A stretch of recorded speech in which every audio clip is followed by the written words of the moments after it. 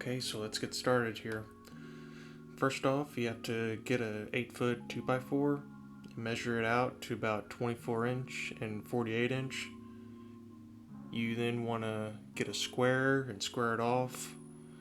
Make sure everything's aligned perfectly on this. And then once you do that, you want to use the saw to cut it on the outside of the line.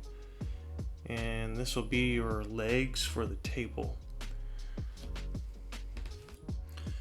So the reason why I cut them that length is because my couch is just over 24 inches.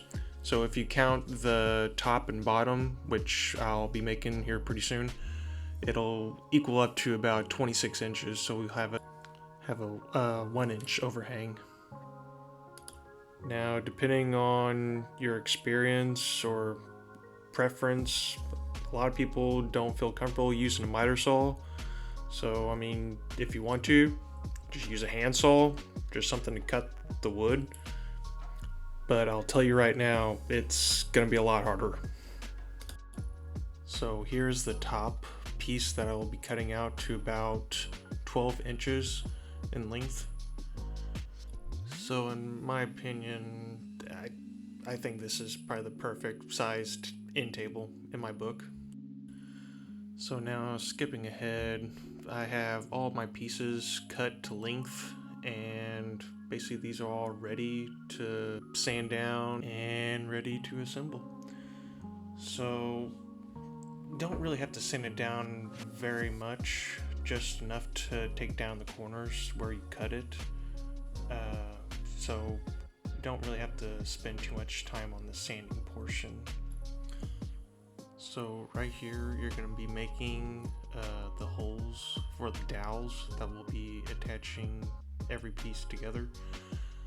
So you don't want to go too deep on here. I don't have a jig personally, so I just have to guess at it. But you don't want to go too far down, or the dowels will not be functional. And once you completed one side, you just basically repeat on that one side to the other side, and you should be good. So again, it would have been a lot easier if I were to make a jig, but I just didn't have anything to make it with, so I basically just eyeballed it.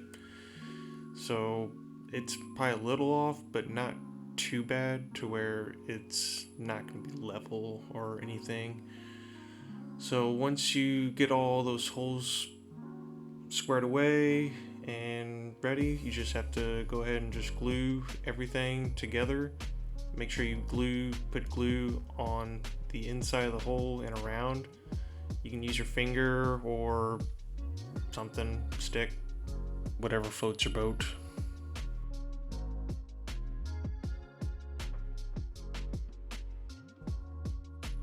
Just don't put too much on there so that when you go to clamp it, it won't spill out due to the force of the clamps. And without further ado, we are now on the assembling stage. So we will be starting with the legs, attaching them to the top of the table. And then we're gonna put in that middle shelf piece that I was talking about earlier. So you wanna do that before you put both legs in. Otherwise, you're gonna have a hard time, putting that in after the fact that you have both legs.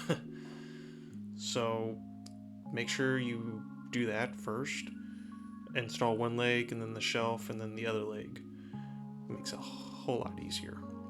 But now since you have that all together, you will need to clamp them all at once and let that sit for, I'd say, a day or so, just to make sure the glue will harden. And now, since you made it to the middle of my video and found this somewhat intriguing, despite my monodramatic voice, I would love if you all would like and subscribe to my channel. But if not, that if I'm not that interesting, then feel free to let me just put you to sleep then. And still watch my videos. Please. And let's get back to the video. So now I just made the bottom plate of the table. And again, we're just going to be gluing the bottom so that the legs can attach to it.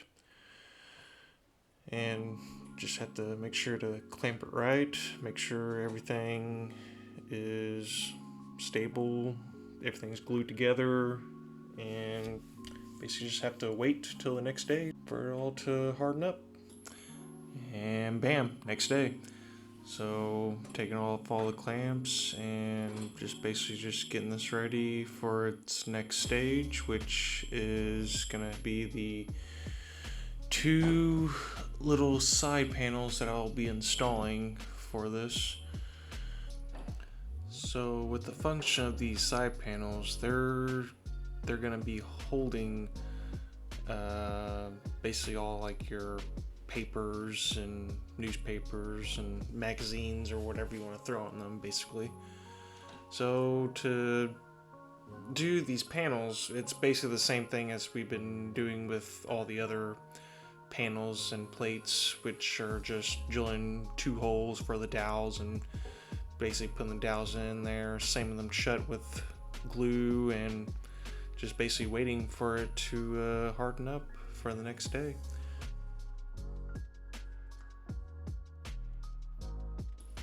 So again, with the glue, you don't really need to use that much.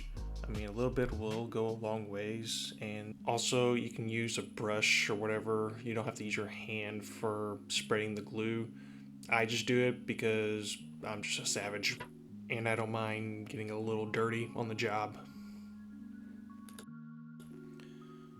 Again, clamping it will seal up that glue in those dowels to make it really secure, and it basically will just let it last forever. I mean, it'll be very hard to get glue in a dowel off of this project.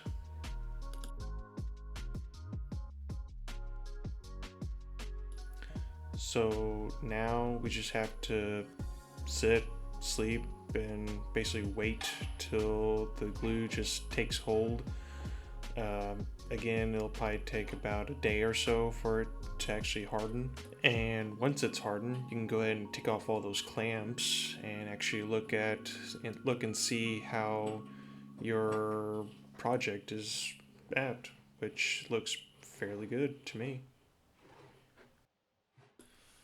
With that being said, though, I think a quick sanding will actually help out this table a little bit better, since we have a little bit of dings and dents from the clamps and other tools that might have hit this table. So we'll go ahead and just do a quick sand here, get all these dents and everything off, and this should be fairly good to paint then after this. And once you get to the paint stage, though, and you have dings and dents still seeable, then it's going to show up like a sore thumb once you actually go to paint, and once it dries, it'll actually show up really obviously.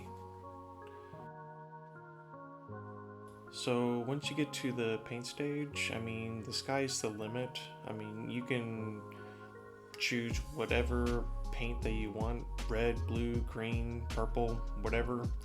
I mean, whatever you feel like doing, you can do to this table. Me personally, though, I would do white, just because pretty much all of our furniture in our house is either a white or gray with a little bit of gold specks in it. But yeah, so that's what I'm doing personally. But like I said, you can go ahead and choose whatever color that you would want to do for this to make it match or not. It's really up to you. And I would also advise do a couple coats as well. And once it's dried, I personally will be putting on these felt pads on the bottom, just because I have hardwood floors and I really don't like the feeling of wood on wood per se. So I would just attach these felt pads on all the corners so that there's that extra protection between the woods and nothing would scratch either the floor or the table itself. You can also get these felt pads at your local Walmart or Lowe's or some store, Dollar General even probably. So there you go. That's the final product. So after this, we'll probably just test it and see how it works. Make sure it holds a coffee cup, maybe. Have some newspapers, put it in there, see if it'll hold it. Maybe it'll be level still, who knows. We'll test it out, see it.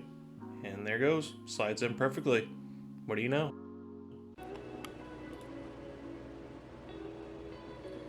Hey guys, thanks for watching this video.